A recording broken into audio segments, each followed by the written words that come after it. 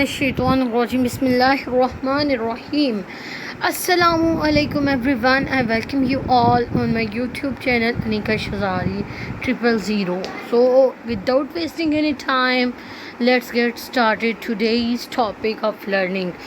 आज हम लोग सीखने लगे हैं distillation. What is called a distillation. Distillation क्या प्रोसेस है, डिस्टिलेशन का मतलब क्या है, डिस्टिलेशन होती क्या है, इसके मुतालिक आज मैं आपको इस वीडियो में गाइड करूँगी। ठीक है, तो अभी हम लोग अपनी फ़र्स्ट स्लाइड पर जाते हैं जहाँ पर हमारा टॉपिक का नेम मेंशन है और यहाँ हमने लिखा है डिस्टिलेशन। तो अब हम अपने टॉपिक में बढ़ते हैं आगे। ठीक है, बिस्मिल्लाहिर्रहमानिर्रहीम। Moving to the first slide, that is the outline. What it means by outline. Outline is defined as the thing which is going to be discussed below. ठीक है, अभी हम लोग जो डिस्कस करेंगे उसी के मुतालिक, इस टॉपिक के मुतालिक जो कि डिस्टिलेशन का टॉपिक है, इसके मुतालिक हम पहले आउटलाइंस देखेंगे कि हमारा मकसद क्या है, हमने डिस्टिलेशन का टॉपिक पढ़ना क्यों है। सबसे पहले जैसे कि बात की जाती है डेफिनेशन की। डेफिनेशन का मतलब तारीफ़। हम लोगों ने डेफिनेशन पढ़नी है डिस्टिलेशन प्रोसेस की। Difference from evaporation. एवेपोरेशन जो प्रोसेस है उससे ये डिस्टिलेशन का क्या डिफरेंस है, क्या फ़र्क है। टाइप्स ऑफ डिस्टिलेशन पढ़ेंगे। Simple distillation under atmospheric pressure, efficacy of ये जो है कंडेंसर और इसकी applications. Bismillahirrahmanirrahim. As we said that we are going to learn about definition. पहले तो ये बात आप सबको क्लैरिफाई कर दूं कि आप इस स्लाइड की मदद से अपने नोट्स बना सकते हैं। आप वीडियो को पॉज करें और आराम से आप इस डेफिनेशन को, इस सारे जितने स्लाइड्स हैं, जो मटेरियल है, आप इसको नोट डाउन कर सकते हैं या फिर आप अपने मोबाइल की मदद से स्क्रीनशॉट कैप्चर कर सकते हैं ताकि आप लेटर ऑन आराम से अपने पास ये मटेरियल आप कलेक्ट कर सकें। ठीक है, अपने नोट्स बनाएं, अपने हैंड से लिखें और फिर आपके लिए बहुत आसानी होगी। चलें अब हम बढ़ते हैं डेफिनेशन की तरफ। कहता है purifying technique of separating substance which differ in their vapour pressure और बॉइलिंग पॉइंट्स। कहता है कि ये डिस्टिलेशन का प्रोसेस एक ऐसा प्यूरीफाई का मतलब होता है साफ़ करना, किसी चीज़ को अच्छे तरीके जरासीम से पाक करना। कहते हैं कि एक ऐसी टेक्निक है, एक ऐसा प्रोसीजर है। सेपरेटिंग का मतलब होता है अलग करना सब्सटेंसेस, चीज़ें, which differ in their vapour pressure, जो कि वेपर प्रेशर से, या फिर बॉइलिंग पॉइंट। ऐसा प्रोसीजर, चीज़ों को प्यूरीफाई करने का ऐसा प्रोसीजर जिसमें वेपर प्रेशर और बॉइलिंग पॉइंट का डिफरेंस आता है, उसको हम डिस्टिलेशन का प्रोसेस कहते हैं। अभी इसी की दूसरी डेफिनेशन की तरफ बढ़ते हुए हम चलते हैं। Separation of different components of mixture by partial vaporisation, separate collection of vapours. कहता क्या है कि separation of different components of a mixture. अब एक मिक्सचर की बात की जाए, और मिक्सचर आपको पता है दो या दो से ज़्यादा सब्सटेंसेस के जो मिक्स की जाती हैं चीज़ें, उनको हम मिक्सचर कहते हैं। ठीक है, अब कहते हैं कि ऐसा प्रोसीजर जिसमें हम different components of mixture by partial vaporisation, जिसमें हम लोग थोड़ी सी, पार्शियल का मतलब होता है लिटिल और स्मॉल इन क्वांटिटी, हम थोड़ी सी वेपराइजेशन कर सकें, मतलब कि भाप बना के बाकी चीज़ें हमारे पास पैलेट में बच जाएंगी, उसमें हम लोग या फिर कलेक्शन करें वेपर्स की इन अ सेपरेट बाउल और इन अ सेपरेट मैकेनिज़्म। किसी भी मतलब चीज़ में आपने वेपर की कलेक्शन करनी है, इस चीज़ को हम लोग कहते हैं distillation. It is purely a physical process as it does not rely on any chemical reaction. As we are saying कि हमने कलेक्शन करनी है फिज़िकल चीज़ों की। ठीक है, हम लोगों ने मिक्सचर के कंपोनेंट में से डिफरेंट चीज़ें निकालनी हैं, तो ये कहते हैं कि ये प्योरली एक फ़िज़िकल प्रोसेस है। फिज़िकल प्रोसेस वो होते हैं जो कि हमारी आई के सामने हो रहे होते हैं। ठीक है, और रिएक्शंस, केमिकल रिएक्शंस होते हैं जो हमारी किसी बॉडी या किसी भी जो एलिमेंट है उसके अंदर जो मैकेनिकल चेंजेस आ रहे होते हैं ना, केमिकल चेंजेस आ रहे होते हैं, मतलब कि उसके रिएक्शंस क्या हो रहे हैं, आपस में जो कनेक्शन हो रहे हैं, आपस में इंटरेक्शंस हो रहे हैं, उसको हम केमिकल प्रोसीजर्स कहते हैं। अब बात की जाती है कि डिफरेंस फ्रॉम एवेपोरेशन। अब देखें, आप ये डायग्राम पे गौर करें, ये हम लोगों को फोकस हम लोग बाद में करते हैं इस पर। बात की जाती है कि डिफरेंस क्यों है एवेपोरेशन से। एवेपोरेशन और डिस्टिलेशन में फ़र्क क्या है। In distillation liquid is heated to its boiling point, while in evaporation liquid is below boiling point. BP का मतलब बॉइलिंग पॉइंट है, ठीक है। कहता है कि डिस्टिलेशन के प्रोसेस में अगर हम लिक्विड की बात की जाए तो लिक्विड को हम लोग हीट अप करते हैं उसके बॉइलिंग पॉइंट तक, ठीक है। और एवेपोरेशन के अंदर हम लोग बॉइलिंग पॉइंट से लो टेम्परेचर रखते हैं एवेपोरेशन के प्रोसेस में। In distillation vapour formed are passed through specific apparatus called condenser. अब कहता है कि डिस्टिलेशन के प्रोसेस में जो वेपर्स होते हैं वो एक कंडेंसर, एक हमारे पास ऑपरेटस है। कंडेंसर का मतलब होता है जहाँ पे कंडेंस हो जाती हैं चीज़ें। कंडेंस का मतलब होता है थिकर हो जाना, जुड़ जाना, मतलब कि आप स्टिकी और थिक नेचर के हो जाएं, ठीक है, कंडेंस हो जाते हैं। कहते हैं अब डिस्टिलेशन में एक स्पेसिफिक वो अपरेटस है जिसे हम कंडेंसर कहते हैं, उसमें हम वेपर्स को, उसमें हम चीज़ों को कलेक्ट करते हैं। While in evaporation vapours are collected in any suitable vessel mainly called receiver. उसको हम लोग रिसीवर कह लेते हैं वेपरेशन, ये जो वेपराइजेशन के प्रोसेस में, ठीक है। और ये हमारी आपने देखी है, इसको हम लोग एक डायग्राम है जहाँ पे हमारे पास फ्लेम है एक, उसके बाद हमारे पास ट्राइपॉड स्टैंड है, ऊपर हमने बॉल रखा हुआ है, और उसके बाद एवेपोरेशन का प्रोसेस तब होता है, मतलब कि जब हीट मिलती जा रही है और हमारा जो लिक्विड है वो गर्म होता जा रहा है लेकिन अपने बॉइलिंग पॉइंट पे नहीं आया अभी, ठीक है, बॉयल नहीं हो रहा, वो वहाँ से ही एवेपोरेट सरफेस से होने लग गया, ठीक है। और ये हमारा सोल्यूशन है अंदर, वो उन्होंने बताया हुआ, ठीक है। अभी बात की जाती है टाइप्स ऑफ डिस्टिलेशन। हम लोग पढ़ते हैं सबसे पहले सिंपल डिस्टिलेशन है।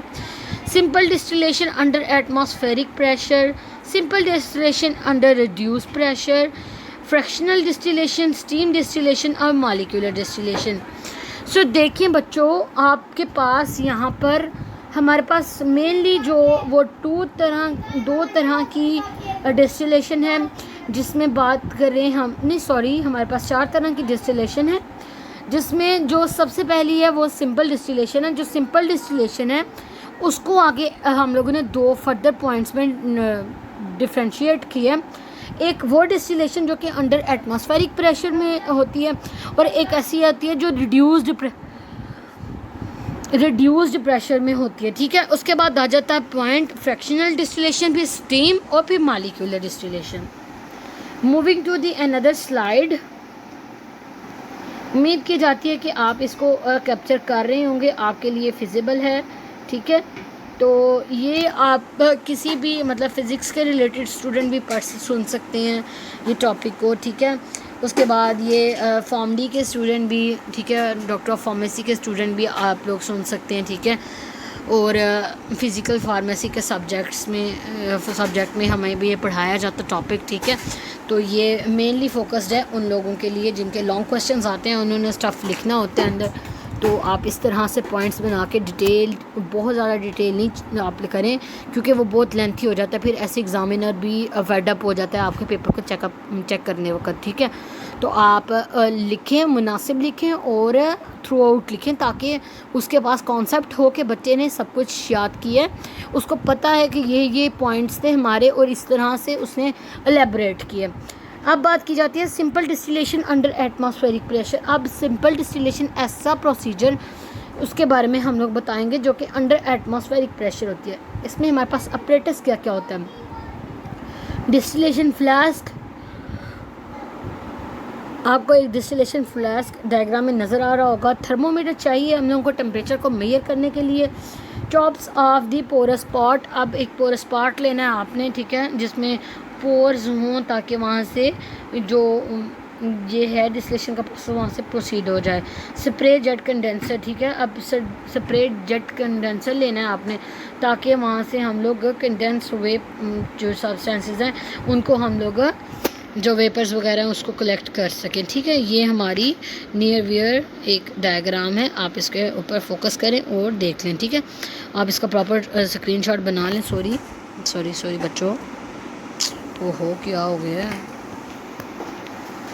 हाँ जी, ये देखें थर्मोमीटर है, सबसे पहले कंडेंसर साथ दिया हुआ है, ये क्लम्प्स हैं उसके, और साथ साथ ये देखें इधर से हीट मिल रही है। ठीक है, ये आपने आयरन रॉड लगाया हुआ है, वायर गाज है रखी हुई नीचे। ठीक है, वायर गाज क्यों रखते हैं बच्चों? इसलिए रखते हैं ताकि ट्राइपॉड स्टैंड पे एक हेल्प मिल जाती है, और नीचे हमारे पास एक ऐसा प्लेट के तौर पर वर्क करता है, डायरेक्ट हीट से बचाता है, ताकि आपका जो बीकर है, जो आपका फ्लास्क है, वो ख़राब नहीं हो। ठीक है, उसकी सरफेस ख़राब ना हो और वो उसको कोई खदशा ना हो किसी किस्म का। ठीक है, उसके बाद यहाँ पर हमारे पास वेपर वाटर के आ रहे हैं, H2O इसीलिए मेंशन है। ग्रेजुएटेड सिलेंडर है, उसके बाद हमारे पास यहाँ पे देखें फ्लोर, ये वो है हमारे पास फ्लास्क है। अब हम लोग अगली ये जाते हैं स्लाइड पर, जो कि है simple distillation under atmospheric pressure. ठीक है, अब सिंपल डिस्टिलेशन वही प्रोसेस, उसके बारे में प्रोसीजर पढ़ेंगे हम लोग कि होता क्या है। कहते हैं कंटेंट ऑफ स्टिल, ठीक है, मे बी फ्लास्क, स्टिल हमारे पास है जो कि फ्लास्क के तौर पे है, आर हीटेड ग्रेजुअली। अब कहते हैं कि हमने एक फ्लास्क लिया, उसको हम लोगों ने हीट अप किए, ग्रेजुअली का मतलब होता है आहिस्ता आहिस्ता। ठीक है, temperature recorded on the thermometer rise rapidly as the rising rings of the condensate ascended the neck of the flask. ठीक है, कहते हैं on the side arm of this receiver long rubber tubing is attached. अब एक long rubber tubing इसलिए attach की जाती है ताकि वो वहाँ से हमारे पास एक कनेक्शन बन जाए और उसको हम लोग मतलब हेल्प कर दें। उसके बाद कहता है on the side arm of the receiver long rubber tubing is attached to lead the inflammable vapors on the floor away from the vicinity of the flame। ठीक है, भी कहते हैं एफिकेसी ऑफ द कंडेंसर। अब efficacy के बारे में हम लोग पढ़ेंगे। Area of cooling surface directly proportional. कहता है कि देखिए हम लोग अब देख रहे हैं कि जो एरिया है हमारे पास कूलिंग सरफेस का, वो डायरेक्टली प्रोपोर्शनल है।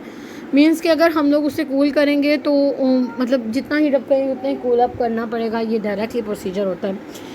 हीट कंडक्टिंग क्वालिटीज़ हैं इसके बारे में। दी वेलोसिटी ऑफ वेपर, अब हमने वेपर की वेलोसिटी देखनी है कि किस स्पीड के साथ हमारे वेपर्स हैं वो बन रहे हैं और वहाँ से हमारी कलेक्शन हो रही है।